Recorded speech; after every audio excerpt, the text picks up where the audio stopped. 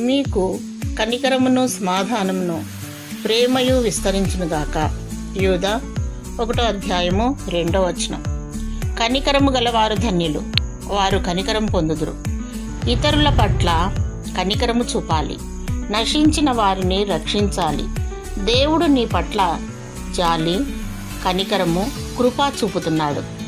నీవు ఆత్మీయ విషయములలో తప్పిపోవచ్చున్నప్పుడల్లా నిన్ను ఆత్మీయంగా బ్రతికించాలని ఓపికతో క్షమించి కనికరిస్తున్నాడు. మనము ఏ అర్హత లేని వారము. నీతి విషయంలో, విశ్వాస విషయంలో తప్పిపోతే ఆయన నిత్యరాజ్యంను స్వతంత్రించుకొనము. సమాధానపరచువారు ధన్యులు, దేవుని సమాధానం పొందుకొని అనేకులను సమాధానపరచాలి.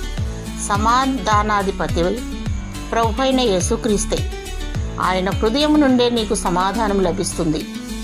నేటి దినాల్లో ప్రేమ కరువైంది. బైబిల్లో అన్నిటికంటే శ్రేష్టమైనది ప్రేమ. నీకోసం, నా కోసం ప్రభువైన యేసుక్రీస్తు సిలువలో తన రక్తమును చిందించి చనిపోయి మృత్యుంజయుడై లేచాడు. నిన్ను రక్షించుటకు ప్రేమతో త్యాగం చేశాడు. ప్రేమను ధరించుకోవాలి. అనేకులను ప్రేమించి మేలు చేయాలి.